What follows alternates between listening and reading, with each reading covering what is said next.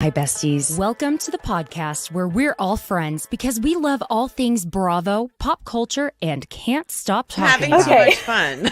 Okay, good. Yes. Bravo should be fun.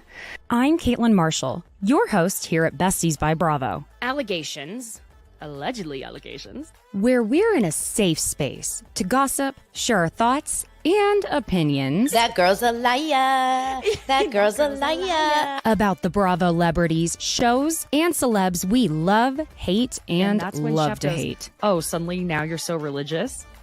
So be cool. Don't be all uncool. He went on a podcast claiming he had a threesome with two women from the Real Housewives of Beverly Hills. Immediately, I was like, I wonder if it's Brandy and Carlton. Because sometimes things may get a little, well, ridiculous. Oh my God. I'm sorry. There's a spider that is coming down. Hold on. Ah! Oh my God! It's like the Blair Witch Project or something. All you can hear in the background is, oh my God, has anybody seen my ring? Oh my God. I don't want to ruin the party or anything. Have you seen my ring? Oh my God, can you look on the floor for my ring? God, God's gonna kill me. Don't mess with me because I will come. What?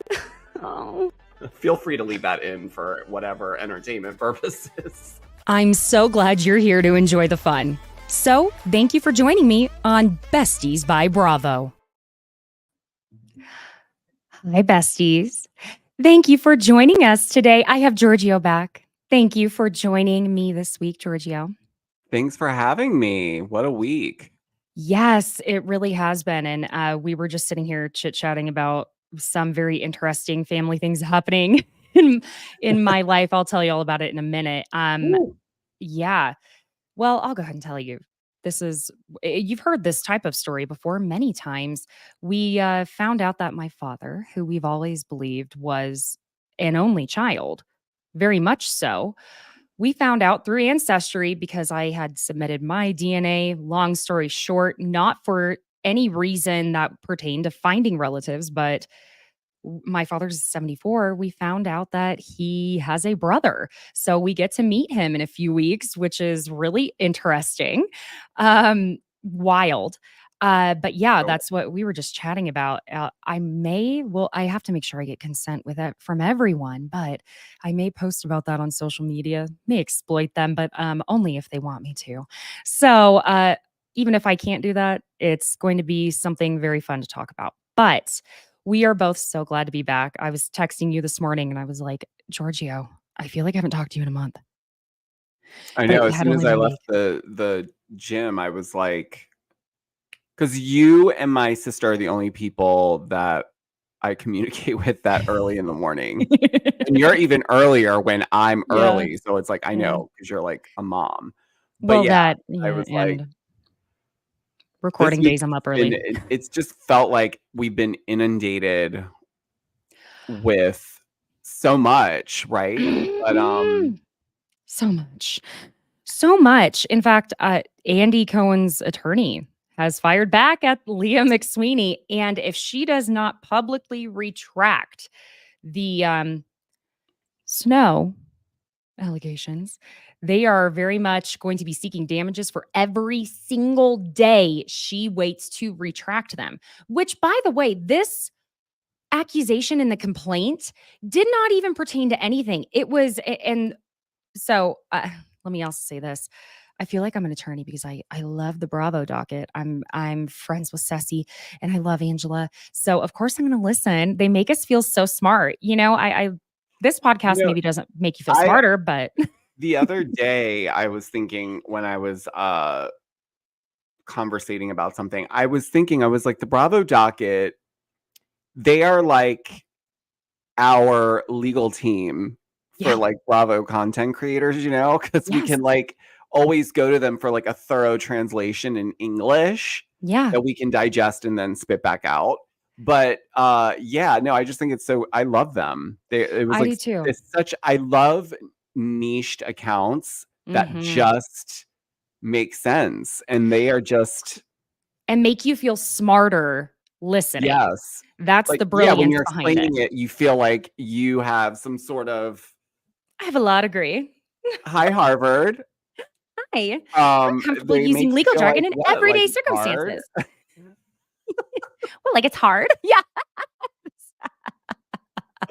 Shout out to the Bravo docket for sure. Yes, I love those girls. Yeah, so one of the things that came up was whether or not you could essentially get in trouble with the law when you're filing a suit for accusations that could also, implicate you in a crime. But they very thoroughly explained how that works, that it could essentially create an entire why is the recycle symbol coming into my head? See, look how smart we sound.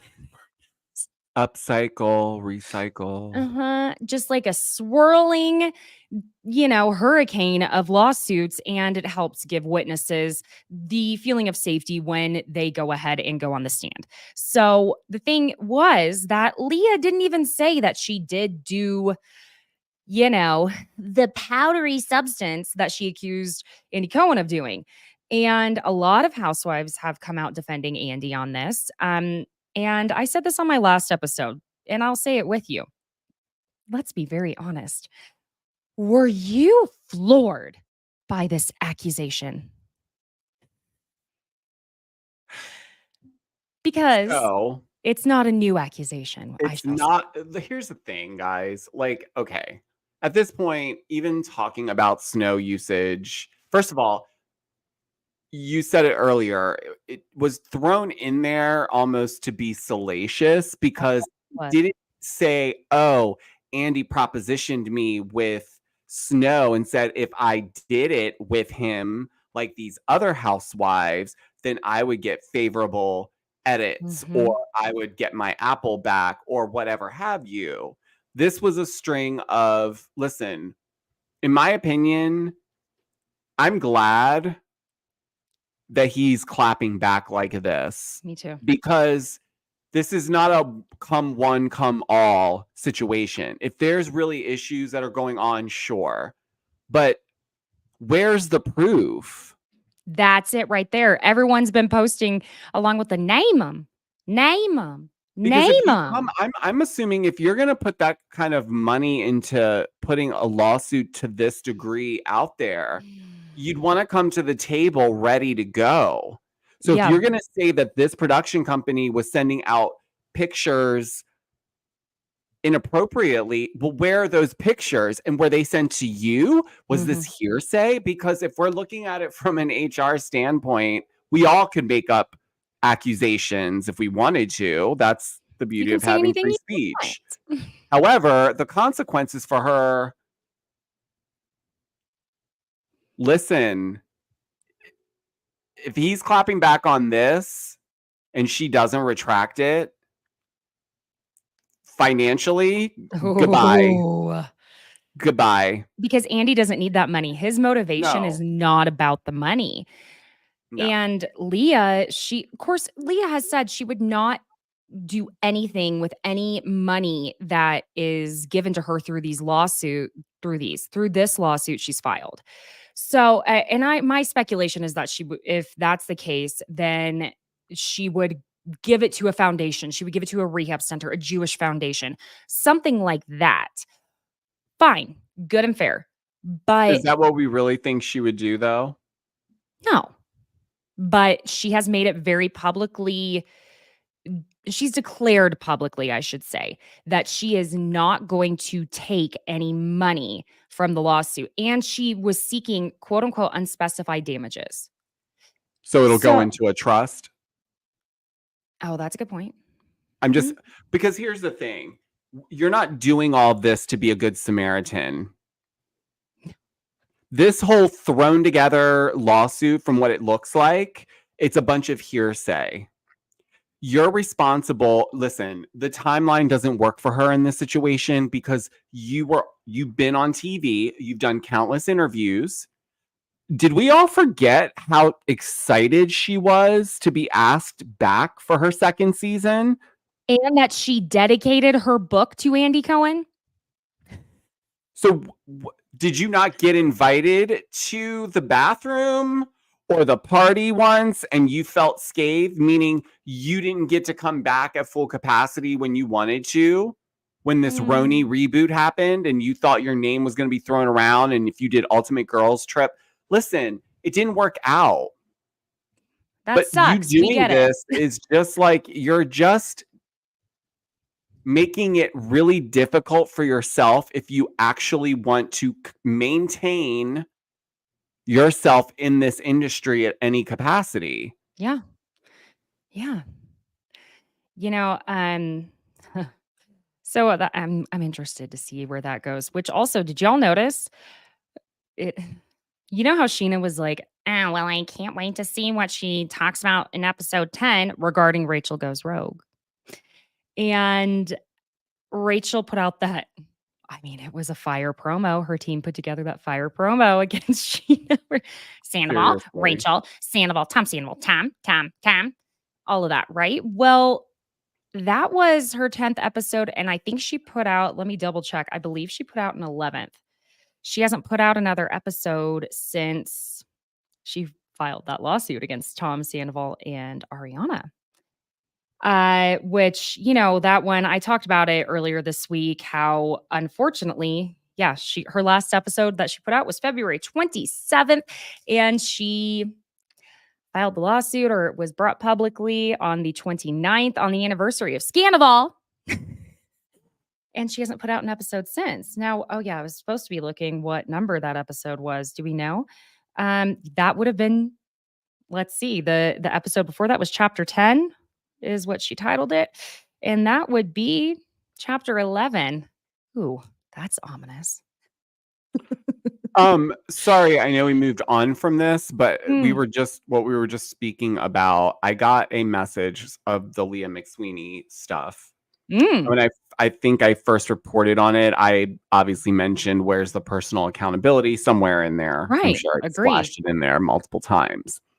Well, I got a message that I'm going to read to everyone because this person felt so entitled to just call me out. Oh, please do. Love it when this happens. Roast them. This person wrote, "Hey, George." My name's not George. She wrote, "You talk a lot. However, don't come for someone's substance abuse and what has ever happened. It is sad to watch you. We will see. Do you have kids? Do you even have a family? Ew. Don't let your IG fame get to your head." I was like, well, little do they know you have more followers on TikTok. So first of all, fuck off. Second of all, you are not coming for her substance abuse issues or disorder, as she has said. She has an alcohol abuse disorder. You were speaking on the fact that Leah takes zero accountability for the very simple fact that she introduced herself to us as being, see, now I start defending my friends and I get real pissed. And she's been sober for multiple years. The first year she was on RHONJ and she was like, yeah, and I just decided to start drinking again. She was not pressured into start drinking again. That is your fucking personal choice after you have been sober for how many years? So anyway, someone told me the other day on TikTok, I look like I'm 74. So, you know, I really want to respond so badly with like that old age filter and be like, well, dearie, I usually hear 84. So thank you. I always get those random, like, unhinged. And no, I'm never going to respond to them. Like, some days I'm in the mood, but I just know myself. There's no way I could go back in and start replying because I would lose my accounts. You're like Erica Jane when she said, I will take, what did she say? You come after me, I will take you down. I will go down to the grave with you. Yeah, I thought of you. Absolutely, baby. I'm the same way. I'm a bulldog like that. I don't care. I'm not taking the high road. If you come at me first, it's over. I'm going to hell. That's the way it is, baby. See, I'm not good at that because then I start like getting really upset. And then I'm like, our mutual friend Jesse will be like, Caitlin, just ignore it. And I'm like, I can't. Which, by the way, I mean, that's why I now, thankfully, through therapy and obviously like inner child work and all that fun stuff, I've learned to tame the reactive nature of what it was. Like let me tell you, drama queen, but I would be like, it's bad.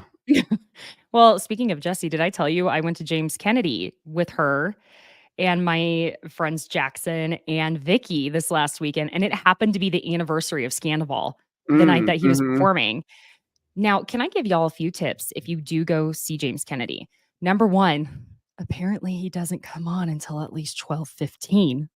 We did not realize that until that day, and we were like, grannies need to sleep, but we did it. And let me also say, you know, we can say what we want about James, but the show was really fun. However, before he was on, because I think first of all, the doors opened at 10, and all of us old asses, it's the Bravo crowd for the most part. We're in our 30s, late 20s, 40s, 50s. We need to go to bed. So with the doors open at 10, we're in there. A fucking fight breaks out in the middle of the floor. I mean, we had been in there no more than 15 minutes. People are circling around, and I kind of panic because, you know, there are lots of reasons to panic when people start doing stuff like that. They have to kick a guy out. Then not 2 seconds after that, 2 girls behind me almost get in a fight. I made friends with one of them because it's me. And then this other girl was like just absolutely up in Jessie and I's faces to the point where Jessie had to tell her, turn around. And it got really rowdy in there before he went on. Everyone, it was like a group of hangry people waiting for Sunday brunch. Same type of fucking crowd too. I'm cussing a lot today. I'm sorry. And speaking of people who are a little too aggro and intense, the New Jersey trailer. What did you think of it? Oh, I think it's going to be good. I think people have discounted. I don't know. I wish it would have come out sooner. But I think it's going to show that the Teresa Melissa doesn't need to be the center focus in order for it to be a good season. And I know a lot of the OG New Jersey people are always going to find a way to, it's already started just from me posting the trailer. You know, it's starting, you know, it's that time of year. And so maybe that's why this whole hibernation period was needed and necessary. Because if they did air this like 2 months ago, there's no way. The coverage is not just the show. It's the news outside of the show, really, that is what everyone gets gassed up about. But the trailer I thought was very well done. I got a great glimpse into what the season's essentially going to be about. And I always enjoy that. I hate trailers that are so soundbitey and just random clips from things that never really amount to anything. So it seems like it's a pretty solid season. Yeah. And just so y'all know what Georgio's talking about, the diehard New Jersey fans are terrifying. Okay. We love you, but also y'all are insane. I don't like it is the scariest show to talk about. Okay. I just want y'all to know what we as content creators go through talking about New Jersey. You would not believe there is no other franchise that people will absolutely try and go for the jugular for saying one thing that person might disagree with. I mean, whoa. Listen, I have family in Jersey, so I get it. So do I, yes. And so the thing for me is that, like, this... It's not against the state. It's against the crazy fans. That's what it's about. No. I mean, listen, I dealt with a lot of it last season because it was just... some days were just like... Yeah. I never do this. I went on my Instagram stories and I made a post one day and was like, guys, lay off. The DMs were out of control over something really minute. Yeah, it could be anything. I've had to tell dear friends, look, I'm not even going to talk about New Jersey with you. I love you too much because you're too passionate. And we are passionate.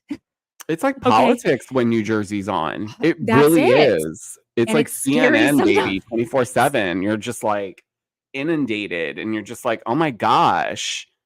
Yes, it's Ugh. nothing about the state. It's nothing about the people. It's about No. that specific fan group. And if you don't believe me, ask any Bravo content creator what it's Or like commenting on New Jersey. Ask just anyone. go under any Bravo content creators post about any type of New Jersey situation and just read. You'll see. It's psychotic, and it is only that franchise. There's Woo! it's that energy. It's that Mhm. like it brings it out of, you know what I mean? It's funny because all the like fan groups for the different franchises kind of Oh, mimic they the kind of same mimic pattern? a lot of the patterns that we watch. So it's just interesting. Hmm. I mean, if y'all, I'm not gonna say anything out loud. If you know where we're both going with that. And I don't need anyone named Bo Deedle coming after my ass because there's nothing interesting to find anyway. But in fact, it would be a boring ass waste of your time. However, if you know, you know. Well, and then there were the rumors like, oh, Teresa and Louis split up because she was on vacation and she wasn't wearing her ring on a boat. Well, I'm sorry. If I have I will defend her on this, which y'all know I am not a tray hugger. I have the respect for her as an OG housewife who has really given a lot to this show. But I will say that I'm not a tray hugger. Okay. Period. If you're looking for one, don't look my direction. But you're on a boat and you have a very expensive diamond ring and you're in your bikini. I am not wearing that ring on a boat on vacation. Listen, let me tell you something. I also will defend her on that. My mom Mhm. lost 2 engagement rings that way. It's scary. And so and they tell you not to. Actually, my sisters, when she got married the next day, because we were in Hawaii for her wedding, her husband went out onto the water with like one of those like paddleboard things Oh God. and got caught in a current and lost his wedding band, like with not even 24 hours. So I'm just like, that's why they always say don't wear any like expensive jewelry into the Mm-mm. ocean or the No. pool, really. But at least a pool, somebody could try to go down and find it. If you lose it in the ocean, if you're on a boat, forget it. Could Yeah. you imagine No, if Rose there and was a Jack ain't way finding that to for like you. have a device that could like just scan and magnetically pick up all the engagement rings in the Oh my ocean? God. How much Giorgio, we'd money be we would rich. be able to make? You know We those would be things that the so people have rich. on the beach? Oh my They need God. to The metal find a way to detectors. do it and that it like connects to the bottom of the boat. So when the boat is sailing, it just magnetically picks up any jewelry that's like fallen. I mean, but that's the problem is they'll be picking up the Coke cans and the other litter in the That ocean. could be Don't good litter in the too, ocean. though. That could be good, though. I Get mean, rid of all that crap that doesn't belong down there. that's not a bad point actually at I'm all. starting a nonprofit. Oh, sorry. Here's Adam. Save the engagement ring. Remember Kim Remember K Kim crying K about her crying? diamond earrings? Also, remember how crazy it was that Kylie dove down into that water and found it? I mean, that would be me. I would do the same shit. I'd be like, hell no. That's some Leo energy right there. They're like, oh hell Um, no, we're not letting that diamond ring go. I'm gonna go find that. yeah. Or some water energy. Well, should we jump into this part 2 of the reunion? I mean, there wasn't really much to it. Only 8 pages of notes, but don't worry, I know how to skip over this. So essentially, I truly feel in agreement with Kyle on the fact that Dorit was pandering to the audience so hard this season. And it's so obvious in her confessionals, the way she's trying to do almost like the Erica Jane style sound bites. You know what I mean? Yeah, the thing is, I think with Dorit, she knew coming into this season she didn't have anything. Mm-hmm. And I don't care what she says. Her and PK have been living separate lives for longer than this last season. Mm-hmm. I think they've just gotten tired of putting on the facade. Yeah. And it's getting harder and harder, frankly. And I think she's watching Kyle kind of take the steps to distance herself from something, because That's not working. it's not working for her, but she's doing it in such a manner that's so really like a 180. Mhm. And, that to me, I didn't find that to be something that needed to even be brought up, if I'm honest, like the working out and the not drinking. Like It for was brought me, up that's so just like much. whatever. Who cares? It's just like someone coming back the next season saying I'm vegan like Yeah. now. Like I don't want to eat. Like we wouldn't make a whole season out of like the person all of a sudden turning vegan. There's got to be something else going on. We wouldn't. The person, if they're vegan, inevitably would be. I'm sorry, I had to take the opportunity. Well, you know what? Plants are living things too. So there you go, plant-based life. Full of life. Stop killing our plants. Anyways, the point is that actually I lost my point because I went into plants.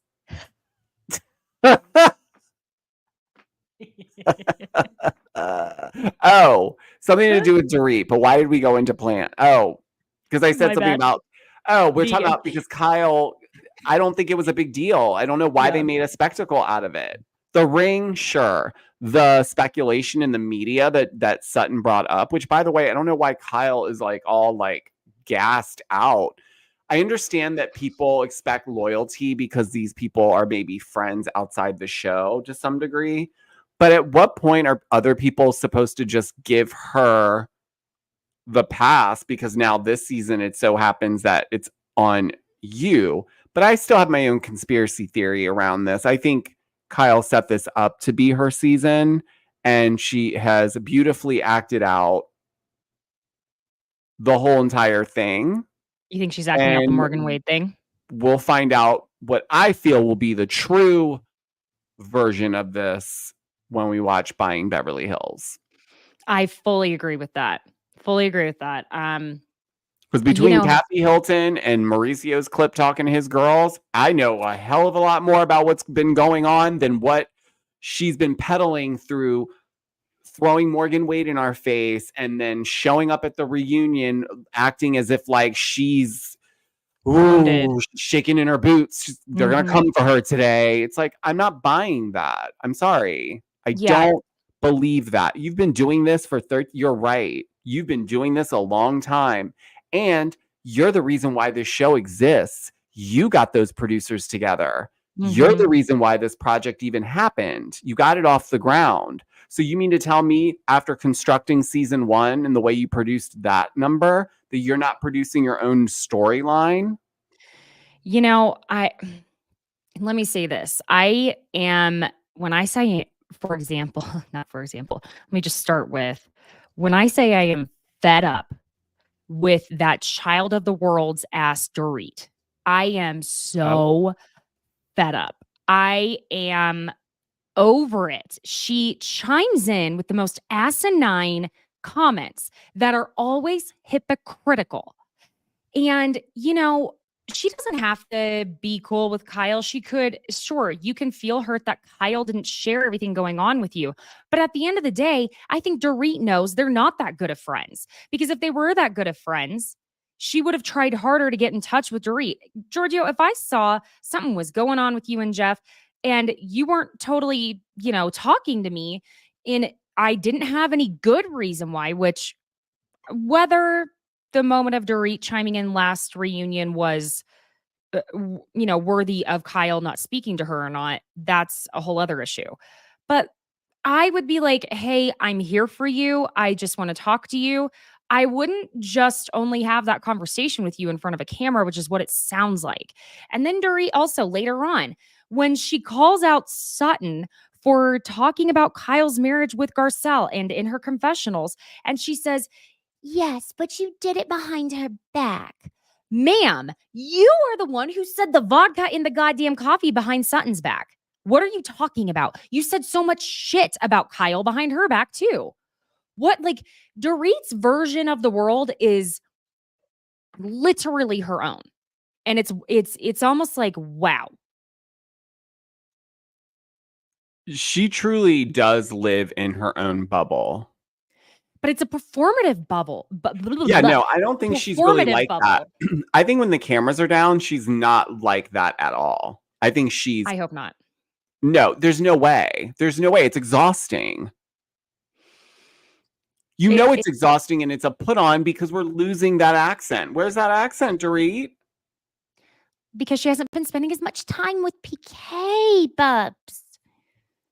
But like it's just a weird mashup of a bunch of different accents. The point is, she, to me, has wanted so badly to live this lifestyle that she's settling for someone who anyways, I'm not even going to go down that road. I just feel like the whole thing is a put on. When she met him. And I wish she would show up a little bit more authentically so that she doesn't just seem like a mannequin that we're just looking to see what she's wearing from scene to scene. Like, I just feel like that's the only purpose she serves, really. And not really this past season. She gave us J. Crew and, which is fine. I think those looks were not bad by any means. But if we're talking about someone who basked in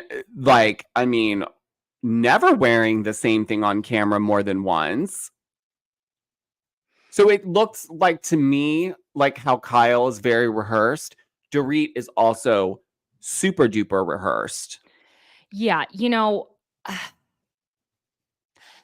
she is, but I think Dorit, I've hit my wall with Dorit where she will not just freaking apologize for anything. And in order for me to tolerate someone on one of these shows, I need to see them apologize so badly when they're wrong. Even if they don't mean it, just trying to apologize. Like when Garcelle during the whole, and I love Garcelle, so don't think I'm lumping her in someone I don't like. But when it was the whole thing about the robbery where she was questioning why this robber would go ahead and leave her phone for her by the front gate. And when Garcelle says to her, you know what, I'm sorry, that was my opinion. I'm sorry if my opinion hurt you. How hard is it to just give one of those apologies where it's clear, look, I still feel the way I feel, but here you go. Because Dorit can't stop defending herself.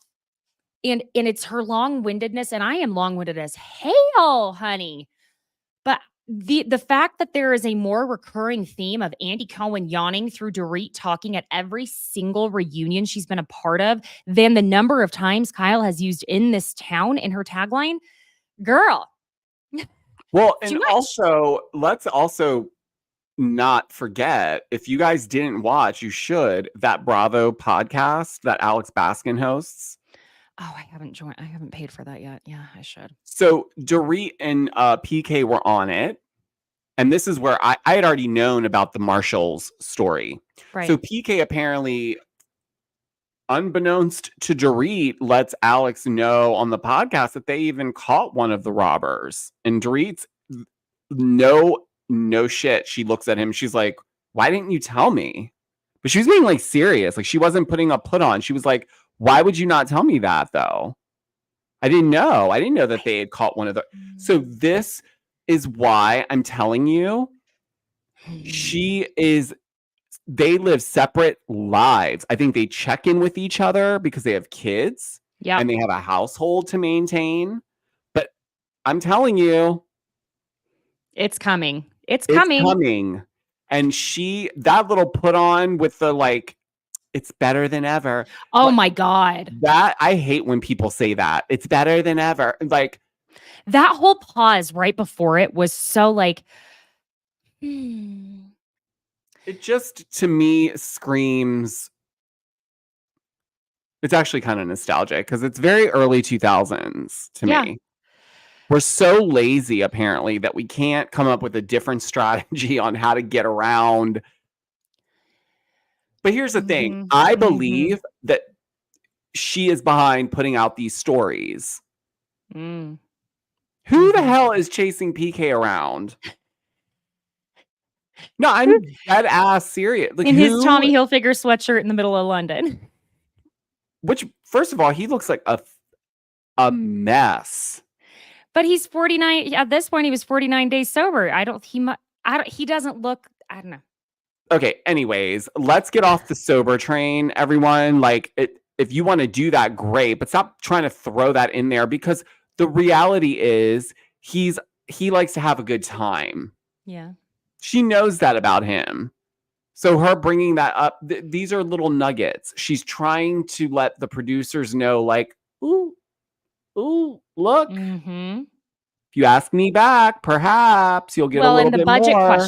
The budget question. Sorry, I just hit my mic. Well, my husband hasn't put me on a budget. And Andy's like, so you put yourself on a budget. I am not on a budget. I just wanted to do my hair darker. And is that why you had to cover it up in whatever the hell it is you're wearing? That you can see the hair clips? It's awful. It's so bad. That is not Fashion.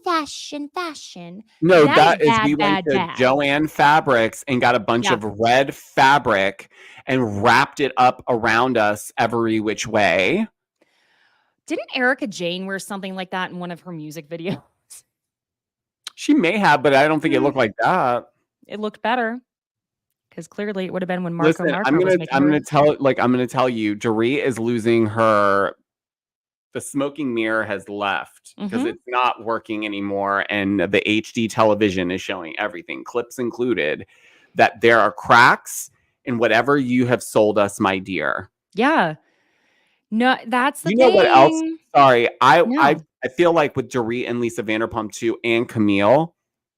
Let's not forget Camille Grammer called it out, and let's be also very clear. A lot of whether you like Camille or not, and I'm biased because she's my friend, but she's been in that town a very long time, and she knows a lot of people.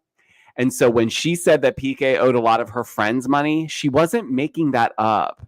I don't think she was making that up. So that's why Dorit got so pissed, and that's why essentially they band together to ice Camille from really coming on the show like that, in my opinion. It's my opinion, but I feel like that because there's no reason why Camille shouldn't be back on the show.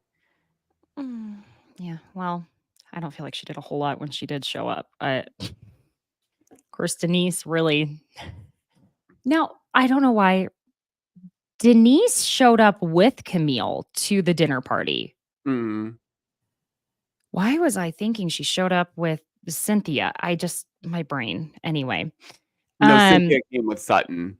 Yes, you're right. Sorry. Random Cynthia has a brand under Sutton Brands. You know, she has that other business that she starts brands for you. Right. Got it. Okay. So, I mean, when Dorit kept coming after Kyle about not sharing everything, and then when it comes to Sutton, and Kyle gives this like monologue. It was very Teresa Giudice-esque. You know what I'm talking about? I gave birth on the show. I know exactly what I went to prison on the show. I got divorced on the show. Well, Kyle says to Sutton, I've been on this show for 13 years, watched my 2-year-old's birthday party. So that child is applying for colleges this year, had 2 siblings on the show, and my family falling apart. You got a horse this season, and you have a dating coach. Give me a break. I mean, she's not totally wrong. I love Sutton. You know I do. You know I'm a slutton. But I'm like, Sutton's a kooky bird. But yes, Sutton shared everything going on with Christian, her ex-husband. She shared all of that. But I just don't think Sutton has a lot more going on in her world that isn't dating and getting a horse and starting a cashmere line. Well, that's the thing. Sutton's whole shtick is that she is very rich, bitch. Like, that is her storyline. She has to take care of a horse. And you know what I mean? Like, that is her reality. I mean, what do you want from her? She's Sutton. I mean, that's the thing. I think Kyle saying that is not fair because how many seasons did we watch Kyle slide by just sitting in the corner at a table being like, you just needed to be honest. Yes. And that's it. And so it's not really fair to say. Plus, Sutton earned herself a seat next to Andy, so she did something right. Now, Kyle, I have a bone to pick with you. Why did you come after Sutton's y'all? Do not come after us, y'all people, okay? Oh That boy. annoyed the shit out of me. And y'all, again, see, y'all, Now it's coming out of you more. y'all. You've activated the y'all. You're going to activate that Okie and me where I say I'm fixing to get around for supper over yonder catty corner over there. Listen, Kyle, I love you. And sometimes you and I have to give this disclaimer all the time. I've gotten a bad review for these Kyle haters. We are not Kyle haters. We're frustrated. That's it. We get I don't frustrated. hate Kyle. We Please. love Kyle. I don't have even her book dislike- literally on her book. Life is not a reality. I've been supporting her since day one, babes.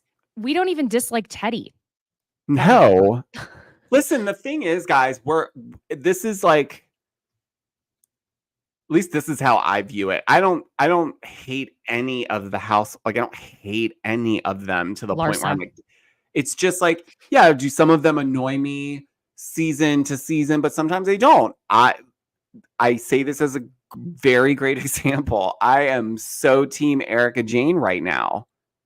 That's night and day from where I was at the start of all of this. I'll tell you that. And watching the 2-part special last night was very there were 2 parts. I didn't watch the second part. God damn it. It was very shit real. It felt very real. And it felt like this was the most authentic. Yeah, it was very dressed down in the confessionals section. It was very docuseries style, which is very much, I think, what people want more of these days. Not as much of this high value production. Yes, obviously with our housewives, we want to see that glitziness. But like when you're doing other things like stuff like this, it just felt right the way they did it. And like it was more raw. They showed her in her house. I was a bawling mess. I know Tiago has since passed, but that we were crying too. The anxiety that that we always have ever had when we had a dog and we've had to work late and we get home and we just first thing we do is we drop everything, we turn the lights on and go find them, right? But like we forget how old Tiago is and he's still sticking with her and her saying that was her best friend. That like to me really we got to see a more vulnerable emotional side of her. So I'm giving her a pass on this past season because I felt like it made up for it in this 2-hour special. We got to see Mikey, and my old in neighbor a different light too. He was a little bit more vulnerable.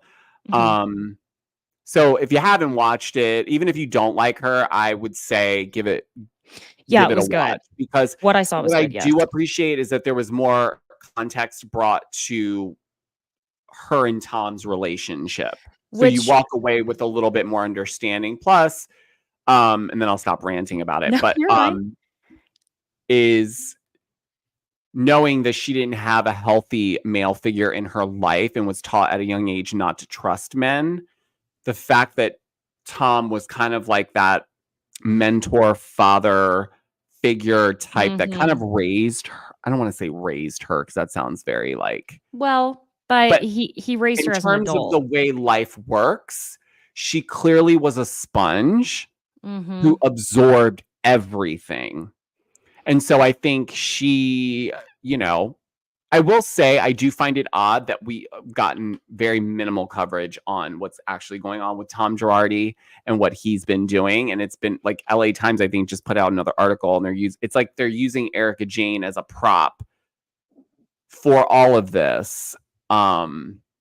Still, and it just feels a little bit like, it's like, let's bring her to the town center and stone her, like. Yeah, well, something I did notice though, that was a crossover from the reunion to the show is when it was brought up about Tom being found competent to stand trial and how it was only mentioned over and over at the reunion that he was diagnosed with dementia. And I thought when Crystal brought up Alzheimer's, I was like, they're not saying he has Alzheimer's. What are you talking about? It's irrelevant because it's 2 totally different diagnoses. And then once we got to the Bet It All on Blonde, we saw and heard news coverage saying that Tom was diagnosed with Alzheimer's. So I was like, okay, so maybe it made more sense just to tie that together there, and to throw this part, which was a moment I really noticed when Andy asked Erica about meeting with the victims. And she goes, I really wanted them to see me just who I am without the lens of a reality TV show. and you could tell Andy realized that answer is not good. It wasn't about, I needed to meet with the victims. I wanted to hear their side of things. I wanted to, really see where I can empathize, be there for them. And so he tried asking her again, can you explain? No, I can't, but they have one of my paychecks in a trust. So that's pretty fucked up. It's like, oh, Erica, no, baby, stop it. No. So, it's like I thought she had a really great, for all intents and purposes, redemption season. Did Housewife and the Hustler Part 2 help her? Absolutely not, because she did admit last season to being part of a wiretap for the FBI. So we know that she did, the Marco thing with her costume designer. That was really heartbreaking watching that, not to mention the other portions of it that had nothing to actually directly do with her, because, the lawsuit with Lockheed Martin, excuse me, and all of that. Erica had not even been born yet, or maybe she had, but she was not even 10 years old. So none of that had to do with her, but it was that costume designer portion that was painful. But I thought it was good, and God, the way watching it when she gets that knock on the door and it's like, who the hell is able to just access her front door? Wait, no, it wasn't even. See, that would freak me out. That would freak me out. I'm sorry. That freaked Paris me out. Hilton back in the day used to live in a house that was accessible like that. Mm-hmm.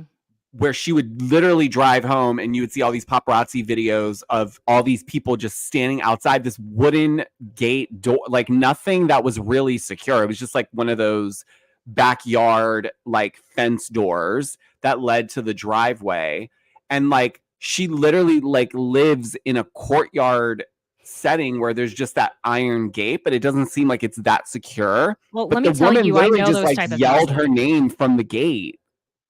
Like that would was be Tom's could you paralegal. imagine how many people probably drive by her house? I'm telling you, shit. Like that's probably so annoying. If people are able to find out where she lives, then that scares me, because I know exactly what type of house that is. There are like thousands of them stacked right on top of each other out there in LA. And, because it was this woman knocking on her door because she's Tom Girardi's paralegal, and she discovers he doesn't even have an attorney as a paralegal, which is, we're talking about the reunion, but still, this was that part. I was like, oh my defender. God. Yeah. I'm sorry, not a paralegal, a public defender. Excuse me. Yes. Thank you. Oh, my brain's overloaded at the moment. We've just had so much happening. You know what I mean? I don't know. We got the explanation about the $10,000 cash that was stolen from Dorit. Can you explain this to me, Georgio? What the fuck are box cards that she was getting at Marshall's? What is that? Box cards? Am I stupid? I'm stupid, but am I stupid? I don't know. Stupid? I may be stupid too. I thought she was talking about the box cards that are like, you know how you get a set of Christmas holiday cards? Oh, that's kind of, yeah. Because they always have them, because they always are good for that type of stuff. And so like, I think she meant like when she was driving home from pulling out $10,000 in cash that, oh, do I have enough cards for everyone? And then she was like, let me make a pit stop at Marshall's. And these three men targeted her, I guess, inside of Marshall's. But also, why? I don't understand in this day and age why we are going into banks and pulling out, unless you are, I don't know. I don't even know what a good reason is. I feel like I'm an adult enough and have adulted enough to feel like I can say this. Why are we going and pulling out $10,000? I know you want to give out bonuses to your staff, whatever that means. Why aren't you Venmoing them and writing a card? Well, to be fair, if she's pulling out 10,000, I can't imagine she has more than a staff of like 2 or 3 people. Mm-hmm. And that's her glam squad, probably. But why only tip cash? Who uses cash anymore? Because I bet they pay a lot of their staff in cash because then it's just easier for a lot of different reasons. For a lot of reasons, I was going to say. For both, frankly, because on the other side of it too, the person getting paid in cash doesn't have to report That's exactly where that I'm taking total this. amount. So there's a lot of that. But to me, it was just, I don't know. Either it's a string of bad luck, but like, why are you going into Marshall's? How would they With a know? They Birkin must have saw stuffed you. with- Did someone follow you from the bank? Also, I don't know if you've been to many of the Marshalls in Los Angeles. The only halfway decent one in my entire 10 years there was in Burbank, and it wasn't that great. You knew, no, let me just go ahead and go over to Nordstrom Rack if I'm going to one of these stores. This is not a diss to Marshalls. There are plenty of great locations. The Los Angeles ones are straight up like a riot has gone through the store. You can't find shit. It is every single one of them. I'm telling you. So I can't even picture Dorit in there. You could find exactly like TJ Maxx is at least a little bit better, but the Marshalls in LA are ran fucking sack because everyone there needs a place like Marshalls because it's so expensive to live there. You don't find good deals in LA. Let me tell you, you don't. You have to go to the burbs. And even there, you don't because everyone's broke there too in LA. But that being said, what happened that, like, okay, maybe your phone was in your pocket, but what about your car keys? So they just took, was it that they took the purse or they just reached in, grabbed the envelope of cash? Because then how did you get to your car? How did you call PK? What else? Right. So that's my thing, because in her story, she says she looked back when she went to pay and she couldn't find her purse. So these 3 men had targeted her. So either those 3 men just saw a rich lady from Beverly Hills that stood out like a sore thumb, because God forbid, I hope she didn't like go in there dressed to the nines and like head Louis to Vuitton toe wrapping monogram paper. Dior or something, and was like, oh, let me just get some box card sets. Like, they took your car keys, they took your phone, they took all of that stuff. So to me, those would have been my questions as follow. Well, how did you get home? Did you Uber? Well, how did you Uber? Your phone's gone, right? If everything, if you're okay, fine. Maybe she doesn't keep her phone in her purse. Maybe she was holding it, right? Because maybe she was, I'll give her that. So she had her phone. But like, really? So these robbers just had a very lucky day on their, then like, they didn't take your $100,000 car on top of that? Right. They didn't go outside and just start. That's worth more than $10,000. See, do y'all see where Garcelle was not being an asshole when she was questioning things? Okay, I'm sorry. She wasn't questioning whether Dorit was robbed. She wasn't questioning if she had gone through a most incredibly horrific ordeal. None of us are questioning that. What we are questioning is how legit the entire operation is, though, at the end of the day. It's just, look, it happened to Kim Kardashian, fine. You know, it can happen. But it's like if someone was watching her and they were doing it from watching her on the show, wouldn't you think they would have been doing some recon and realizing that she doesn't have any actual money? And maybe that's why they just said, well, her money's in her bags. Well, as in like the Birkins, the Chanels, whatever, and her clothes. And that's why they went that route. But at the same time, none of it adds up properly. Because if someone's going to do that, Kyle got robbed, but it wasn't in the same way. Kyle has way more money. I think there's a conspiracy theory that Dorit was robbed and her experience was very real. So Yes, I'm never going to sit here and try to finagle that one. Now, on the other side of things, I hinted at telling you guys that Dorit found out on a podcast that her husband found out that they had caught one of the robbers, but didn't inform her. Now, I think if you, I know this is a dumb question because if you know, why wouldn't you tell the person? But like, if you, God forbid, had been through something like that, and I knew that they had caught a robber or one of the people and didn't tell you, that's weird. That's just weird. So What's also weird. Yeah. I'm just saying the conspiracy theory has been thrown around that perhaps one of them knew something that the other didn't about that situation. And that's all I've I'm said going to it. say about it. Oh, I've straight up said it. You don't even have to skirt around it. I have said that maybe that PK has been so incredibly cold toward Dorit for being absolutely traumatized by it Because he is knows it because wasn't. maybe he knew she wasn't in actual danger. Just a theory.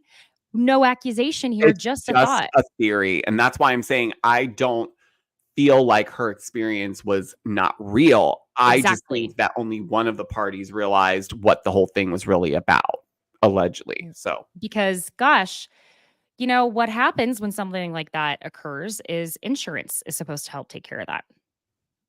that leads me down a further rabbit hole around the Marshalls bit. Are we setting things up? Does Marshalls have the footage? Roll it back. Roll the tapes.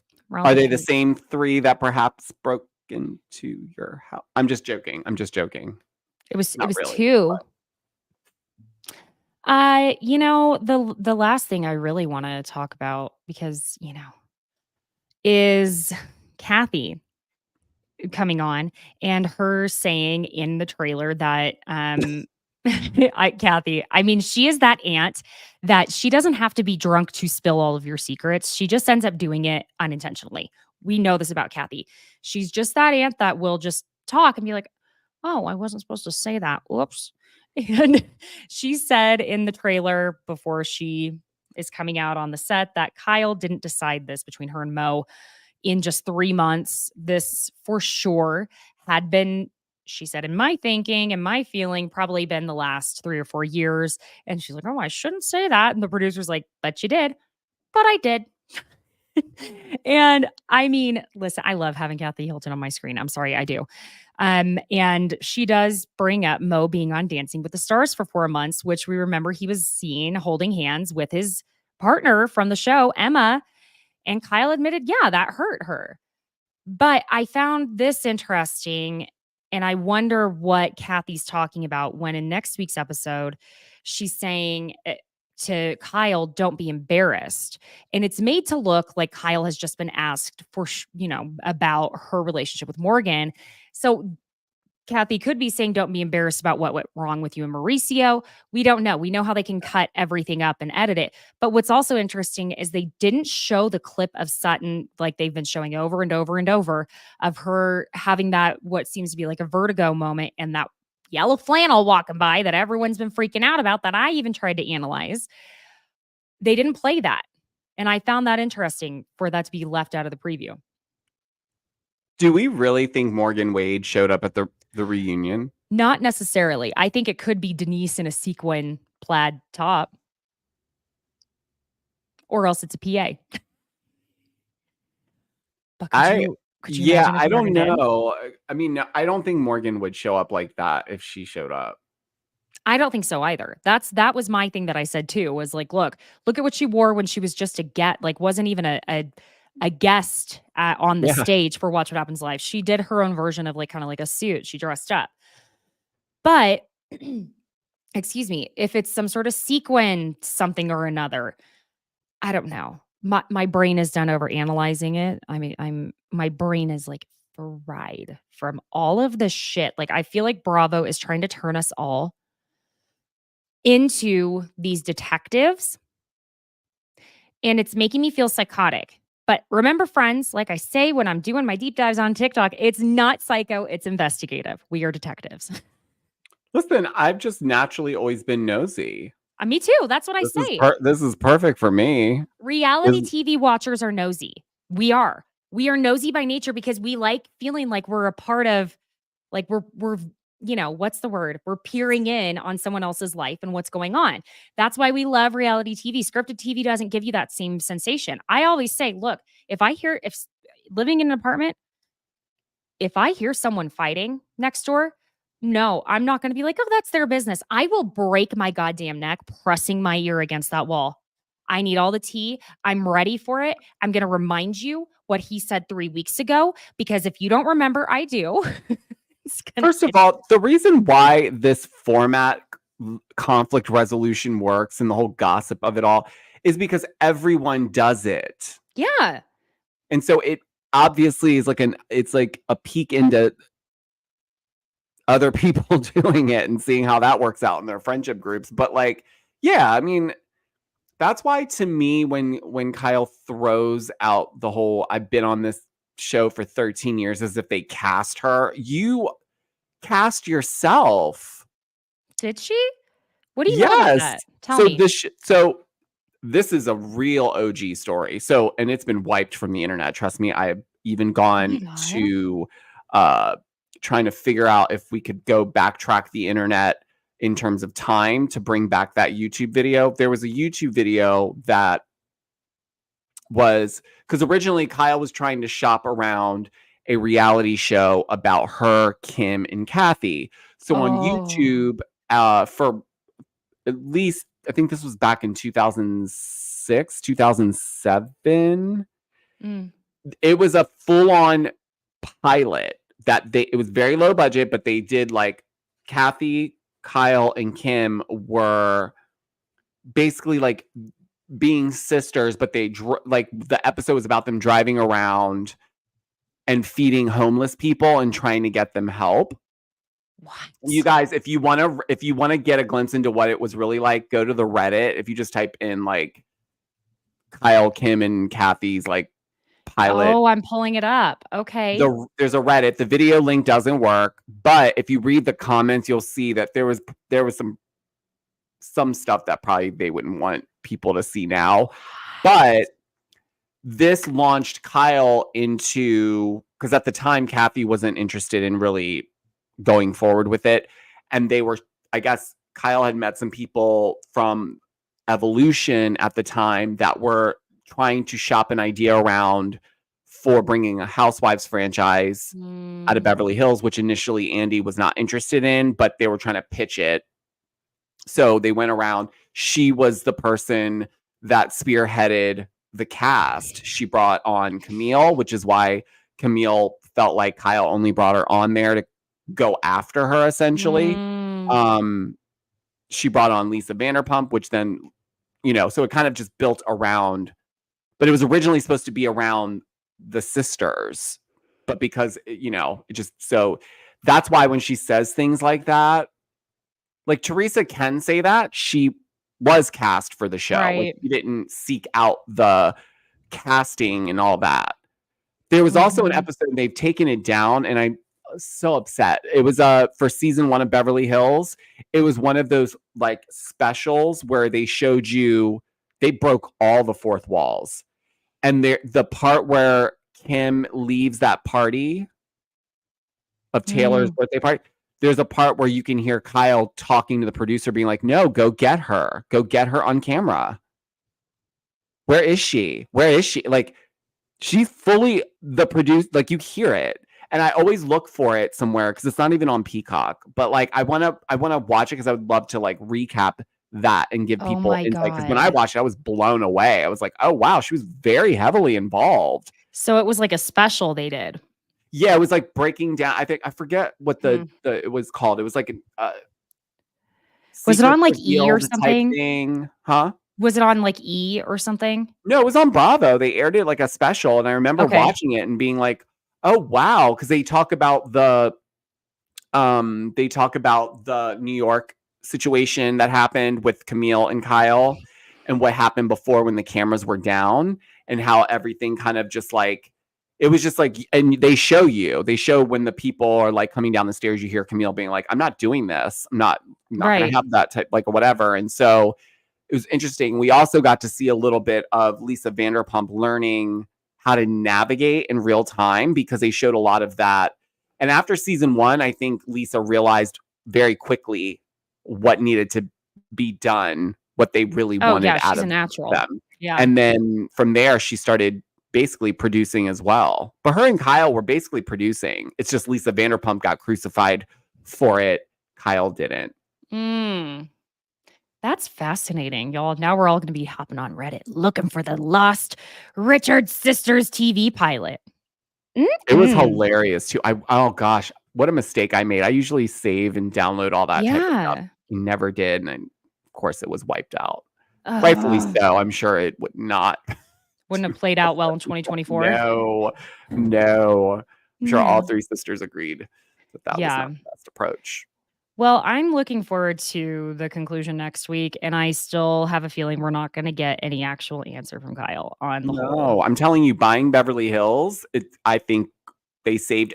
I also have a theory that Kyle held back on Beverly Hills so that they could get the she's going to be on viewership, of course, and she's going to give that viewership over to Mo because it ultimately benefits her anyway. It does. Well, her daughters are on it. Her whole family is essentially on it. So maybe it's more comfortable space for her to talk about it more because it's more controlled. Maybe for her. Well, isn't Mo an executive producer on it? Probably. I feel so uninformed today. If he is, then I would imagine that's better. Yeah, maybe. Anyways, I want to give a shout out to Jeff who was in the chat. Yes, I was going to say hi just now. Hi, Jeffrey. I can't imagine actually her. I found it so weird to think about Dorit in a Marshalls. Jeff said, imagine when they ask her if she wants to open a TJ Maxx card to save 10% when she's paying with $10,000 in cash. I can see. What do you mean I can't pay cash to open up a credit card? Let's say hi to a few people real quick before we hop off. Hi, Miriam. Hi, Adam. Elizabeth. And I saw a few other names. Hi, Jennifer. Thank y'all for joining. I'm just saying hi to those who are in the chat. I'm not able to see who hasn't hopped into the chat. So just so you know, if you want to shout out, just hop into the chat and we'll say hello. But Georgio should be back with me next week on Thursday. Also on Tuesday, I will have Melissa, who is your Bish therapist, coming on with me to talk about Summer House and the dynamics, the relationships, and talking about it from someone who is an actual educated professional. Oof. We're going to talk about attachment theory, talk about all the things. So it's going to be a very insightful one while talking shit at the same time, but also it's going to be educational. You know what I mean? We love that. Best of both worlds. Y'all, if you don't already know where to find Georgio, he's at Georgio Says on TikTok, Instagram, and his podcast is Georgio Says. He just started doing the Bravo Daily Digest, which you need to check that out as well. And they can just find that on TikTok. So it's on Instagram. So TikTok does not like it, even though they want us to do these 10-minute videos. That's kind of why I created the concept, actually. But anyways, so yes, it's on Instagram and YouTube, but it's 10 minutes max. Hot topics of the day, all in one, condensed. And yeah, every day after 5 p.m. Eastern, you can look out for it. Perfect. I love it. Get a good old Bravo rundown from yours truly, Georgio. Friends, be sure and leave a 5-star review wherever you listen. Please subscribe to the YouTube channel. This really means the world to me to see y'all all showing up. It gives us more motivation to do it, and we just love seeing you. Also and join makes the chat. Feel like we're not that crazy because other people actually feel the same way. So yeah, exactly. You are helping us feel like we are too a part of the community and not just screaming into the void. So we love seeing you guys chat. Sometimes I'm not able to pull them up on the screen because otherwise my ADHD, I take it off into a totally different direction. I don't know. We're hoping we'll get to do some masterpiece theater for you next week, but we'll see. We'll see what part 3 brings. And until then, my friends, I will see you on Tuesday live at, it's my time, 1:30 p.m., but 12:30 p.m. Pacific Standard, and that's 3:30 p.m. Eastern Standard. And then next Thursday, it will again be at 3 p.m. Eastern with Georgio, 12 p.m. Pacific. So thank y'all for joining, and we'll see you next time. Bye. Bye, guys.